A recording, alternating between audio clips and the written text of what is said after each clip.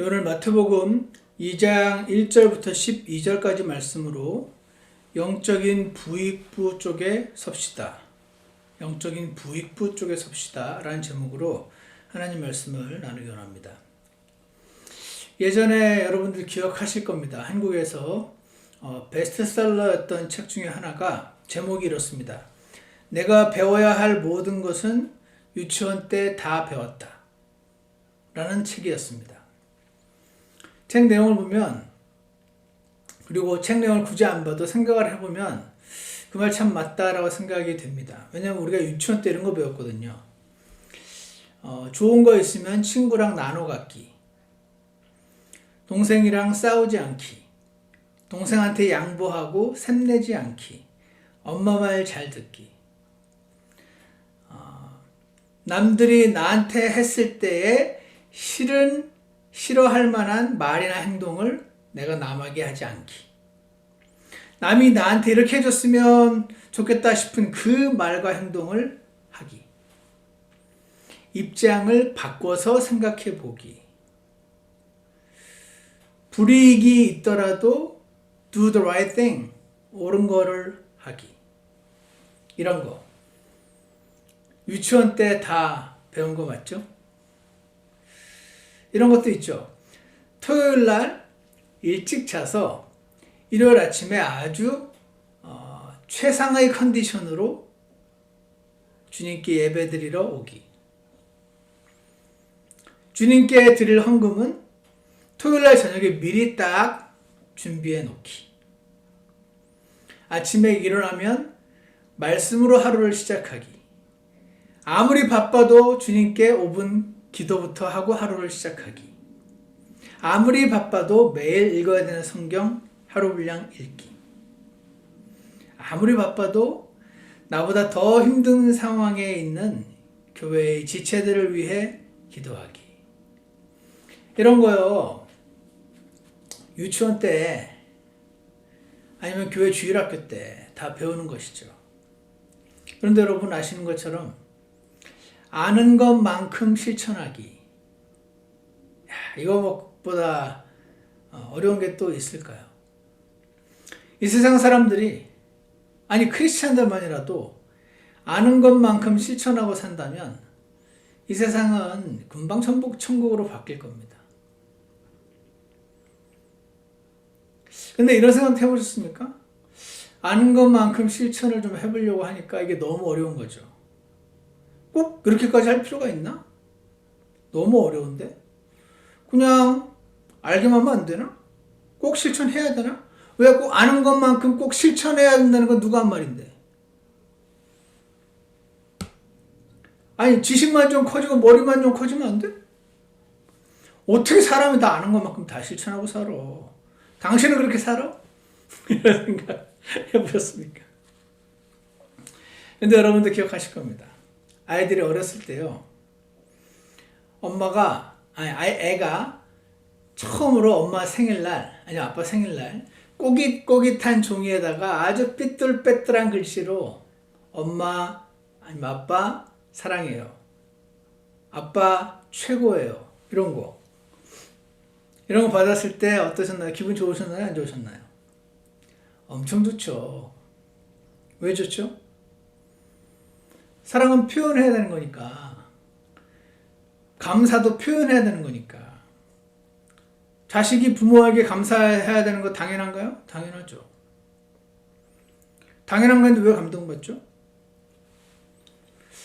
이상해요. 너무 당연한 거 하는데도 부모는 감동받죠. 마찬가지로 저 여러분이 다 아는 거, 근데 안 하고 있는 것들 중에 한 가지라도 실천하면 하나님께서 감동받으시지 않을까요?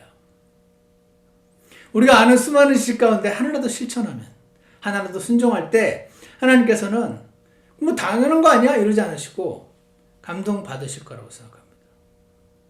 그리고 우리를 더 온전한 길로 이끌어 주실 겁니다.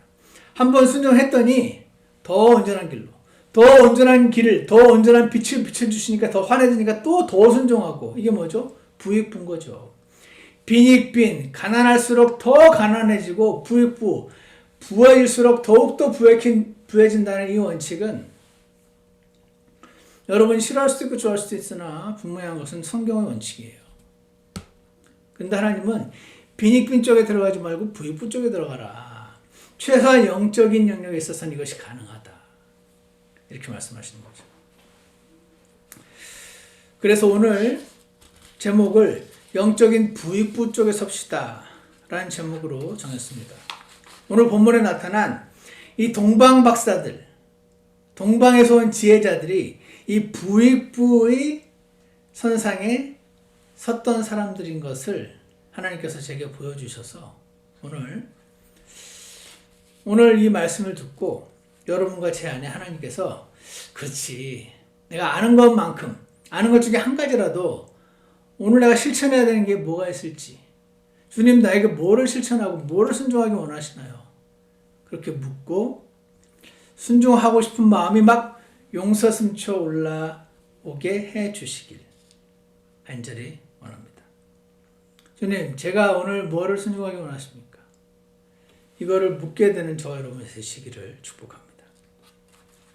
자, 오늘 본문을 보면요, 2장 1절에 헤롯 왕 시대에 예수님께서 유대의 베들레헴에서 태어나심에 보라 동쪽으로부터 지혜자들이 예루살렘에 왔다라고 되어 있습니다.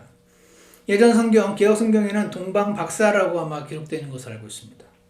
이게 무슨 동쪽에서 온 신학 박사인가? 지혜자들이 뭔가 누군지는 모르겠는데 하여튼 이들이 와서 2절에 보시면 유대인들이 왕으로 태어나신 분이 어디 계시냐? 우리가 동쪽에서 그분의 별을 보고 그분께 경배하러 왔노라 이런 말씀이 나옵니다. 그래서 많은 사람들이 막 성경과 과학을 막 접목시켜서 도대체 하늘에서 나타났던 이 별이 무엇인가? 이게 뭐 카시오페이아인가? 무슨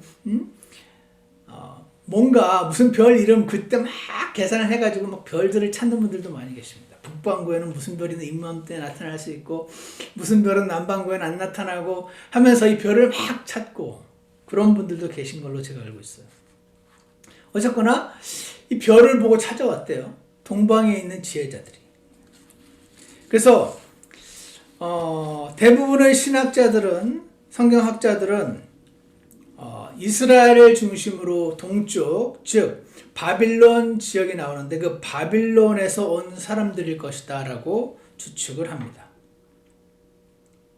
근데 이 바빌론은 여러분도 아시다시피 우상숭배의 나라잖아요. 어떻게 우상숭배의 나라에서 하나님을 알고 하나님이 보내실 메시아에 대한 소식을 알고 오게 되었을까? 왜 하나님은 그들에게는 어떤 별을 나타내게 해서 그들에게 보여주셔서 올 수가 있었을까? 그런 질문을 우리가 하기가 쉽죠. 이 wise men, 이들에 대한 내용이요, 다 같이 다니엘서 5장을 한번 와보시면 이들이 누군지 하는 것을 조금 볼 수가 있는데요.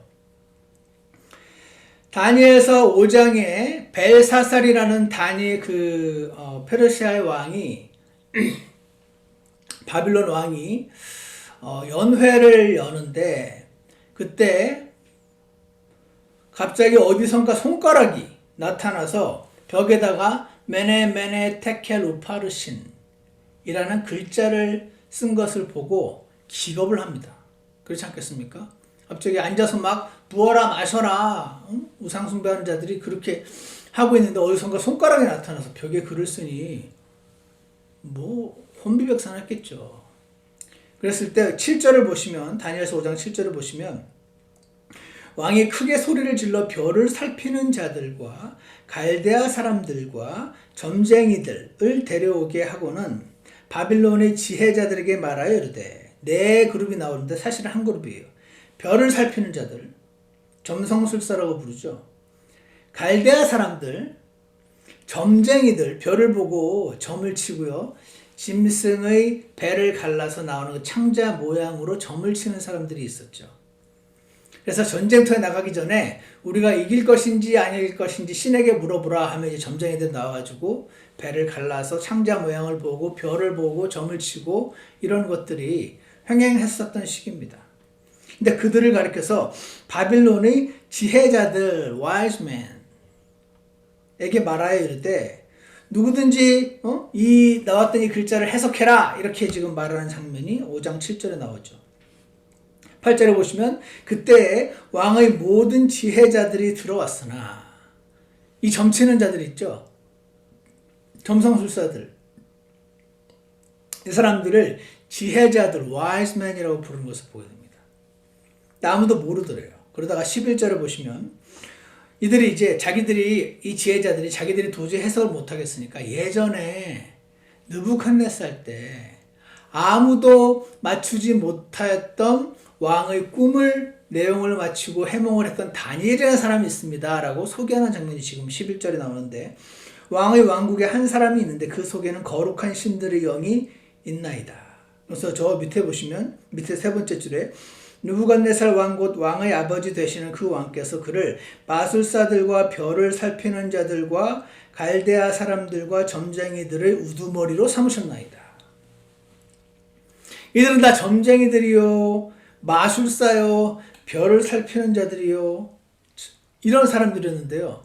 그 중에 다니엘이 끼었었던 거죠. 다니엘은 하나님의 영을 통해서 이 잡신들 믿는 사람들이 알 수 없었던 내용을 얘기했더니 이 지혜자들, 이 마술사들의 대장으로 세워지는 장면이 이 다니엘서에 나오죠. 그래서 한마디로 이 바빌론 제국 전체에서 그냥 소문이 엄청난 겁니다. 그러지 않겠습니까? 야, 다니엘이라는 지혜자가 있는데 그들의 생각에 다니엘이라는 마법사, 다니엘이라는 점쟁이가 있는데 최고래.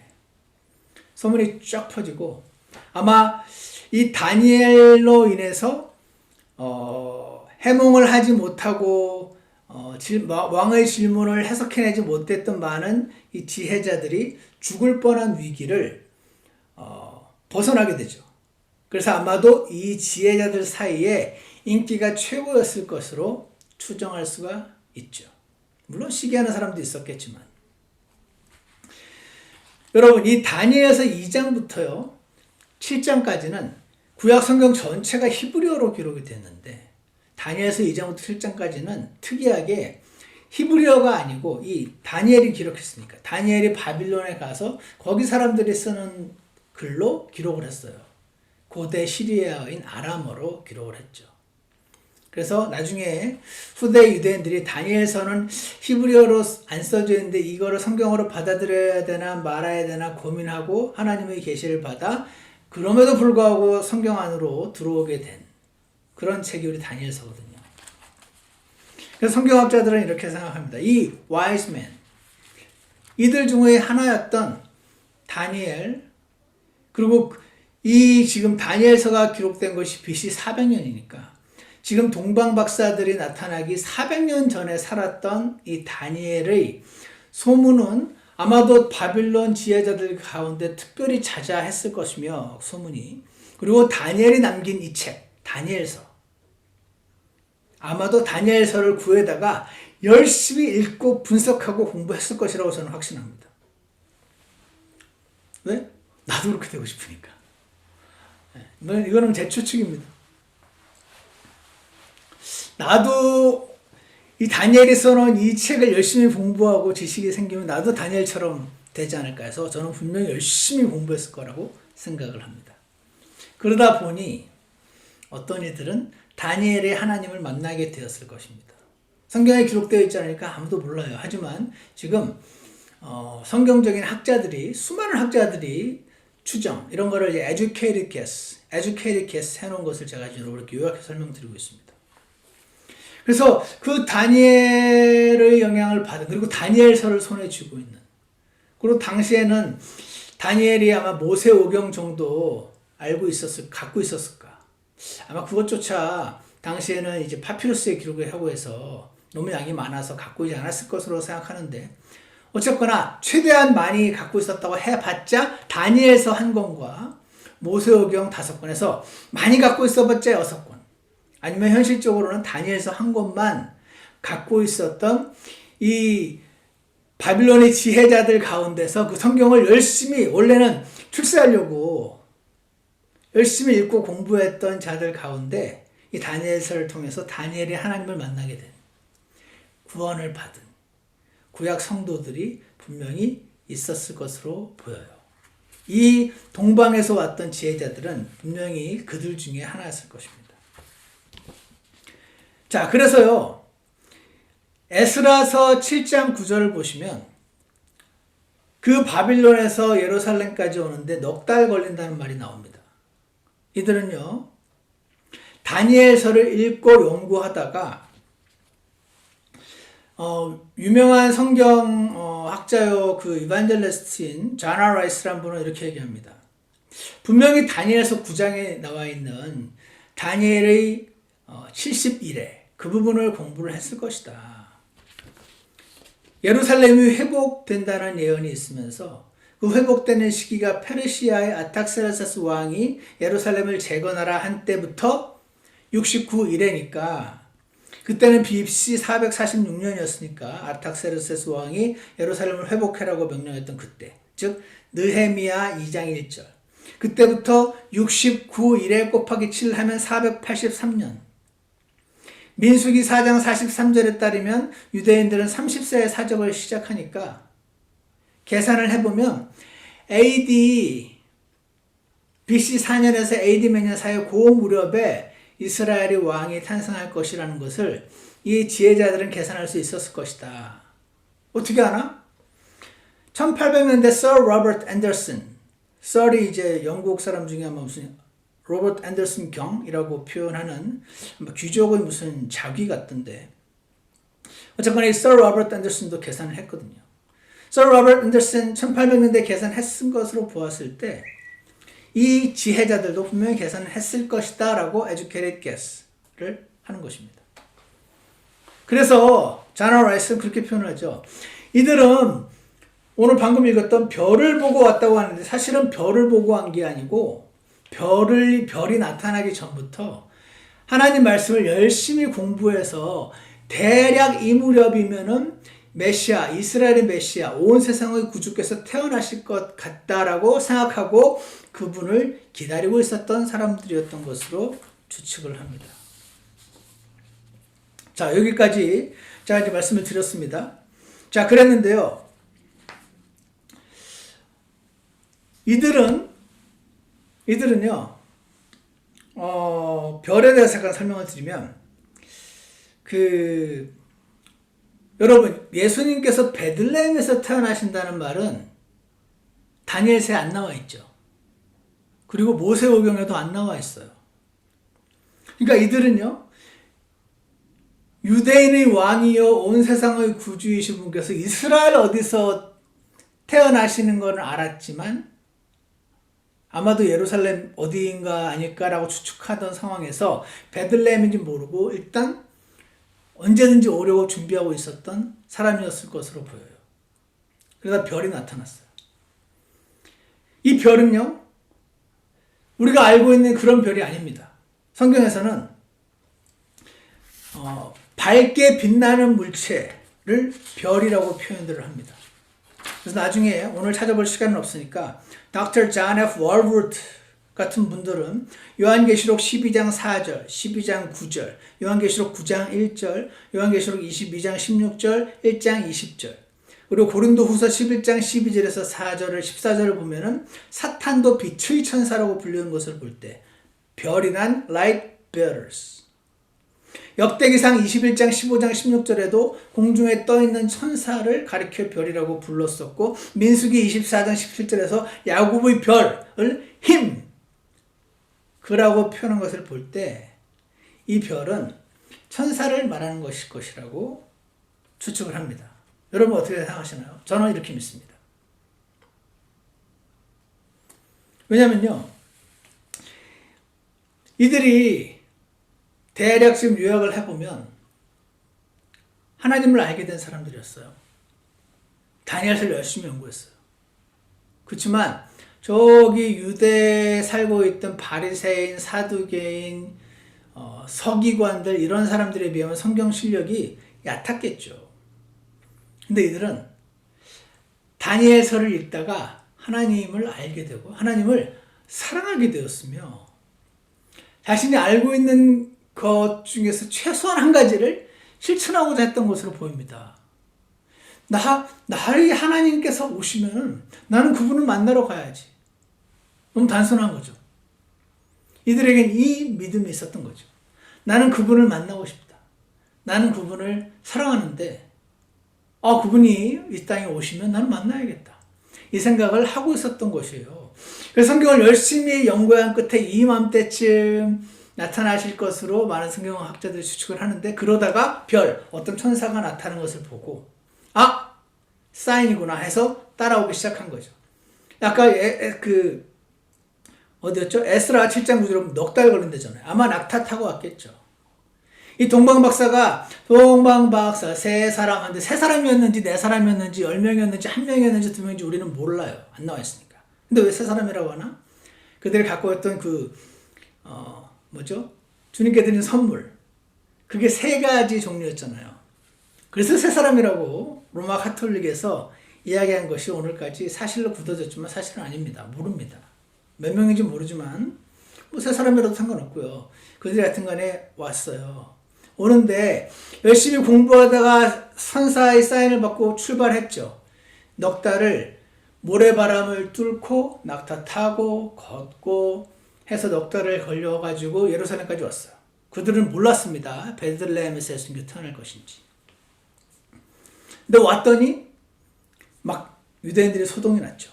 3절에 보면 헤롯 왕이 이 일들에 대해 듣고 그와 함께 온 예루살렘이 소동하더라.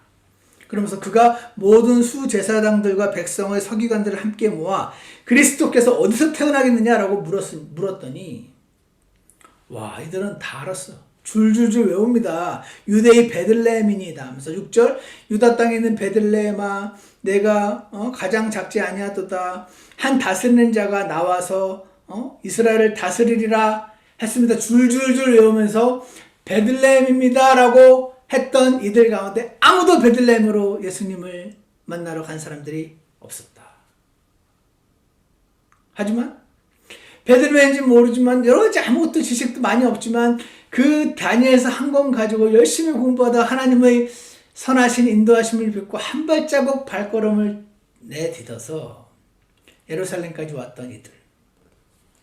그랬더니요 8절 그들을 베들레헴으로 보내며 찾거든 나한테도 말해다오. 나도 같이 경배하려고 그래. 9절 그들이 왕의 말을 듣고 떠나가는데 보라 동쪽에서 그들이 보았던 그 별이 그들보다 앞서 가다가 마침내 어린아이가 있는 곳에 멈추어 섰는데 그 별을 보고 심히 크게 기뻐하더란 말을 볼 때 별이 계속 앞에 가고 있고 계속 이들은 넉 달 동안 따라왔던 게 아니었다라는 걸 알 수 있죠. 처음에 별이 나타나서 그 별을 따라서 여행을 한 발걸음을 떼었는데 그 다음에 사라진 걸로 추정이 되죠. 하지만 아는 건 하나, 유대인의 왕이요 온 인류의 구세주이신 나의 하나님께서 태어나셨다. 사람의 몸을 입고. 그거 알아가지고 걸어온 거예요. 걸어왔다가 이제 예루살렘에 와가지고 베들레헴까지 가야 한다는 사실을 알고 가려고 했을 때 처음에 나타났다가 중간에 사라졌던 그 천사, 빛을 발하는 물체가 다시 나타났을 때 이들은 너무 기뻐했다는 것이죠. 아마 우리가 지금 제대로 가고 있나 보다. 처음에 나타나셨던 하나님의 종이 다시 나타난 걸 보니까 우리가 제대로 가고 있나 보다 해서 기뻐했을 것이라고 저는 생각합니다. 근데 여러분 이 유대에서 예루살렘에서요 예수님이 태어나신 베들레헴까지 거리가 어떻게 되냐면 16km예요. 미국으로 치면 10마일이에요. 10마일. 10마일이면 어느 거리인지 아세요? 사람이 10마일 거리를 저 하늘에 있는 북두칠성 같은 거 보면서 10마일 거리를 찾아갈 수 있을까요? 못하죠. 10마일이면은 제가 찾아봤더니요. 펠팍에 있는 아우랑에서 우리 패터슨 교회까지가 12마일입니다. 우리 서자매님이 아우랑에 서셔서 하늘에 있는 별을 보고 별이 움직이는 그 움직임을 따라서 패터슨은 우리 교회까지 찾아갈 수 있으실까요? 불가능하죠.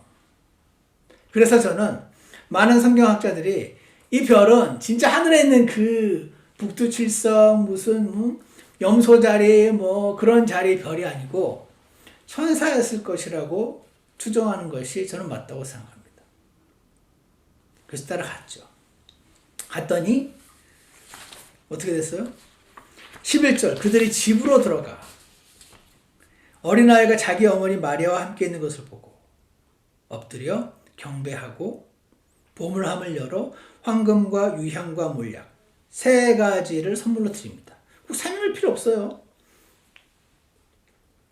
그리고 꿈에 헤롯에게 가지 말라는 경고를 받고 자기 나라로 돌아갔다라는 말이 나옵니다. 자, 여기에서 제가 예전에 언제죠? 벌써 꽤 오래된 것 같은데 여기 보시면 그들이 집으로 들어갔다고 돼 있어요. 이게 그리고 예수님이 태어난 베이비가 아니고 어린아이라고 표현했습니다. young child. 이게 뭡니까?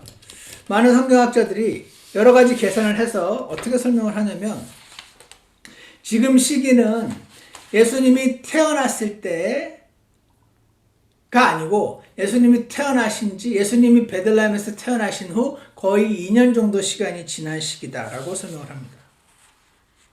왜냐하면 베이비였으면 쓰지 않을 어린아이라는 단어를 쓰고 그리고 그들은 그때 집이 들어갈 여관이 없어서 마국간인가요? 거기에 있는 말 구유에 예수님이 태어나셨잖아요. 그래서 지금도 많은 크리스마스 연극 같은 거 하면은 말 구유에 태어나신 그 예수님을 경배하려고 동방 박사들이 찾아와서 경배하는 그런 걸 하지만 그것은 이 누가복음과 마태복음을 이렇게 섞어버려서 해놓은 어떤 동화에 불과하고 실질적으로 따져보면 2년의 시간이 지난 상태인 걸 알 수가 있습니다. 그래서 나중에 유대인의 왕이 태어났다는 것을 알게 된 헤롯 왕이 자신의 왕 자리가 위태해질까 싶어서 2살 아래의 16절에 보시면 마태복음 16절 헤롯이 자기가 지혜자들에게 오롱당한 줄 알고 심히 노하여 사람을 보내 자기가 지혜자들에게 부지런히 물은 때를 기준으로 베들레헴과 그것을 모든 지경 내에 있던 2살 아래의 모든 아이를 죽이니라 라는 말이 나온다는 것이죠. 제가 옛날에 이걸 읽었을 때 그렇구나. 그러니까 지금 동방 박사들은 예수님이 태어난 지 2년 지나서 왔다는 얘기네. 오케이, no problem. 근데 예수님은 요셉은 베들레헴까지 그 조사 등록하러 왔으면 그걸로 하고 돌아가야지 왜 남아 있었을까 2년이나? 제가 이게 궁금했던 적이 있습니다. 그렇지만 아무도 설명을 안 해줘가지고 제가 이유를 모르다가 한 가지를 알게 되었는데 무슨 내용이냐면 그렇게 중요한 건 아니지만 간단하게 제가 설명을 약간 드리겠습니다. 뭐가 있냐면요. 닥터 랜돌프 리처드라는 사람이 얘기를 하죠. 인도네시아에 선교사로 갔는데 인도네시아 안에서도 아주 시골로 간 거예요. 그러니까 거기에 부엌이 있긴 있는데 아무것도 없어요. 땅에 설거지를 하면 땅에다 내려놓아야 되는 거죠. 그래서 부인이 캐비넷을 원했대요. 캐비넷이 있어야지 싱크대 같은 거겠죠. 거기에 이제 접시를 넣을 수 있게. 그래서 동네에서 이런 거 만드는 이제 카펜터를 수소문을 하는데 이게 상당히 오래 걸리는 일이에요. 왜냐하면 통나무를 잘라서 나무를 플랭크로 만들고 그걸 몇 주간 말린 다음에 이제 우드를 만들고 근데 이 동네는 아무도 카펜터가 없고 배 타고 이틀을 가야 되는 거리에 있는 The People on the Island of 상이해 라는 섬에 woodworkers들이 살고 있단 말을 들었대요. 그래가지고 배 타고 이틀을 찾아가서 그 사람이 한 달 걸려서 왔어요. 왜냐면은 내 일만 기다리다가 당장 탁 오는 게 아니고 자기 하던 일을 끝내고 와야 되니까. 그래서 한 달 걸려가지고 온 거예요. 자기 어프렌티스 조수 데리고 왔대요. 그래가지고 연장을 천천히 갈고 매일 아침에 이제 해먹을 나무 그 불도 피우고 이렇게 하면서 비 맞고 잘 수 없으니까 그런 공간도 만들고 해서 몇 주가 지나가지고 캐비넷을 다 만드는 거죠. 그래서 이거 하나 만드느라고 엄청 오래 걸린 거죠. 그랬더니 이제 이 동네 주민들이 다 이제 나오는 거죠. 여기 온 김에 카펜터가 우리 동네 온 김에 이제 일을 맡기려고. 이해가시죠? 그래서 자기 집 일을 해달라고 1년 동안 그 동네에 살면서 동네 주민들 일을 해주고 포켓을 가득 돈으로 채운 이 사람이 1년이 지나서 다시 돌아가려고 하는데 옆 동네에서 또 카펜터가 필요하다고 해가지고 또 거기 가서 몇 개월 머물고. 제가 무슨 말 하는지 이해 가십니까? 그러면서 it helps explain why the nativity story spends so much time. 왜 이렇게 베들레헴에 요셉이 조세 등록하러 왔다가 왜 거기에 2년이나 머물러 있었고 2년이 지난 시점에서 동방의 지혜자들이 와서 경배를 하고 있었던 건지 그거를 이해할 수가 있다라고 설명하면서 동방 박사들이 도착했을 때 거기에는 베이비 지저스가 아니라 타들러 지저스가 살고 있었던 마구간이 아닌 집으로 갔고 이들은 요셉은 여기 와서 2년 동안 바캉스를 즐기고 있었던 것이 아니고 아마도 조셉 was following work opportunities. 나사렛으로 원래 돌아가려고 했으나 일거리가 있는 곳에 상당 기간 머물렀던 것으로 추측한다. This was the time for work. 그래서 여러분 미국 사람도 그렇고 한국 사람도 그렇고 한국 사람도 모르겠네. 요즘 많이 바뀌었는데. 제가 필리핀 교회 성도들하고 이렇게 교제하고 했던 적이 있는데 이분들도요 6시에 집들이가 있다서 제가 6시까지 갔더니 아무도 안 하고 7시에 다 오더라고요. 그래서 필리핀어 타임이 1시간이래나 제가 그 말 들었어요. 예전에 코리안 타임이라는 것도 있었는데 아무 생각이 한 적이 있어요. 막 시간이 돈이고 그 듀데이트를 따지고 하는 이 웨스턴 컬처와 다르게 지금 2021년에도 여전히 필리핀을 비롯한 필리핀이 특별히 그렇다기보다 많은 동양권 문화에서 시간을 그런 식으로 카운트하는 문화가 팽배했었던 것을 볼 때에 당시에도 그랬던 것이죠. 예수님 태어나셨을 때. 자, 그럼 이걸 자, 여기까지는 예전에 알았던 거였어요. 이 지금 동방 박사 이야기는 2년 뒤다. 다만 그걸 몰랐죠. 그럼 2년 동안 베들레헴에서 뭐 했나? 조셉은? 이거 이상한데? 하고 넘어갔었는데 이 닥터 랜돌프 설명을 들으면서 이게 가능하겠구나 라는 것을 이해한 뒤 하나님께서 한 가지를 제게 깨닫게 하셨습니다. 이거 뭐지? 하나님은 자신이 아는 만큼 순종해서 예수님을 경배하고 싶어가지고 만나고 싶어서 왔던 그들을 2년이나 기다려주고 계셨던 건가 보네. 요셉 입장에서야 일거리가 들어와서 일하느라고 2년을 머물러 있었을지 모르겠지만 아무도 하나님을 경배하라고 오려고 하지 않던 그 시대에 예수님이 어디서 태어날 건지 줄줄줄 외우던 그들 중에 아무도 베들레헴으로 찾아온 사람이 없었던 그때에 예수님이 태어난다는 걸 알고 예수님을 죽이려고 했던 헤롯이 다스리던 그 시대에 저기 마법사 출신 저기 바빌론에 그 지혜자들이 다니엘서 한 권 가지고 공부해서 하나님을 찾고 만나고 싶어 했던 그들에게 하나님께서 그 마음을 보시고 한 가지 계시를 주셨더니 거기에 따라서 한 번을 오고 그들에게 또 이만큼 보여줬으니까 그들은 또 이만큼 따라서 오고 이만큼 보여줬으니까 또 이만큼 따라서 오고 그렇게 해서 베들레헴인지 몰랐던 그들을 결국 베들레헴까지 인도하시고 2년이나 거기를 머물게 하시면서 결국은 이 동방 박사들을 만나게 하셨던 하나님. 와, 하나님은 이런 사람들을 찾고 계시는구나. 이런 사람들을 기뻐하시는구나. 그들에게 더 밝은 빛을 주기 원하시는구나. 그들을 더 부유하게 만들어 주시기 원하시는구나. 부익부의 메커니즘 안으로 들어오기를 원하시는 하나님. 이게 하나님이 기뻐하시는 원칙이구나. 사랑하는 여러분, 이 동방박사들은요, 아는 만큼 아니면 아는 것 중에 하나라도 순종하고자 했던 사람들인 것을 보게 됩니다. 그리고 우리 하나님은 그런 자들을 사랑하셨던 것 같습니다. 주일 예배 때마다 기쁘고 사모하는 마음으로 모여야 한다. 다 아시죠? 그 작은 것에 순종하는 여러분을 하나님께서 기뻐 받아주실 줄 확신합니다. 감격할 준비를 하신 채로 나오십니까? 하나님의 은혜를 어떤 말씀을 나한테 주실까? 오늘 찬양 가운데 나에게 어떤 은혜를 주실까? 감동할 준비가 된 채로 나오는 분들이 계시고 그렇지 않은 분들이 계시겠죠.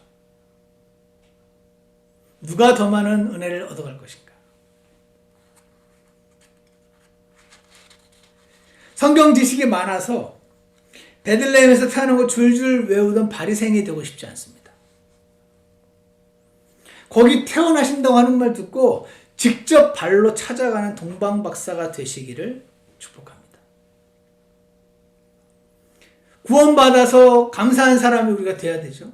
늘 구원받은 것을 기뻐하고 감사하고 기억하는 사람이 되어야 되죠. 그거 잘하는 건 맞는데 구원받지 않으면 지옥 가는데? 그게 정말 사실이면 저 친구에게 예수님을 전해야지. 그게 맞는 거잖아. 그 작은 거에 순종하는 사람이 있고 안 하는 사람이 있겠죠. 지금도. 순종하는 여러분들이 되었으면 좋겠습니다. 어떤 사람이 있는데 요즘같이 우리 교회에 모이지도 못하는데 어떻게 해야 되지? 우리 교회 줌 링크 보내주면 되잖아요. 이거라도 보내줘서 우리 교회 예배 때 들어오게 해야 되나? 하는 부담이 느껴지는 분 혹시 계시나요? 아는 만큼 순종하시길 축복합니다. 사랑하는 여러분, 주님께 한번 물어보시겠습니까? 하나님이 야, 너 알잖아. 그거. 네가 아는데 순종하지 않고 있는 게 한두 개가 아닌데 그 중에 이거 나 네가 좀 했으면 좋겠는데 주님이 손가락으로 짚으시는 그거 뭐냐고 주님께 물어보시면 어떨까요? 이번 주에 주님, 제가 아는 만큼 아는 것 중에 하나라도 동방박사처럼 순종하기 원하오니 알려주십시오. 그리고 그 순종할 능력까지도 주십시오. 주님께 구하시고 받으셔서 주님이 알게 하신 것 중에 한 가지에 순종하셔서 순종하신 만큼 더 큰 빛이 오고 더 큰 빛이 왔으니까 더 크게 순종하게 되고 또 순종하니까 더 큰 능력을 얻게 되고 더 큰 능력이 오니까 더 큰 거에 순종하게 되어서 영적인 부익부 쪽에 서시게 되는 저와 여러분이 되시길 주 예수님 이름으로 축원합니다. 기도하겠습니다. 선하신 하나님 아버지, 오늘 마태복음에 나타났던 이 동방박사들이 어떤 이들인지 오늘 잠시 살펴봤습니다. 하나님 아버지, 훨씬 더 많은 지식이 있었음에도 불구하고 발로 직접 움직인 적이 없었던 바리새인들, 서기관들 말고 아는 것 하나에 기꺼이 순종하고자 했던 동방박사들이 저희 가운데 많이 나타나게 도와주시옵소서. 예수 그리스도 이름으로 기도드렸습니다. 아멘. 우리 다 같이 찬송가 504장 내 진정 사모하는 찬송가 함께 부르시겠습니다. 504장입니다.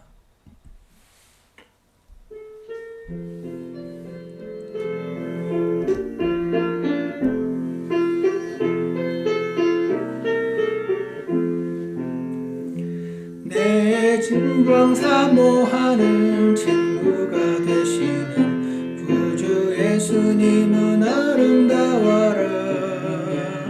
산 밑에 백화파요 빛나는 새벽별 주님 영원할 길 아주 없도다. 내 맘이 아플 적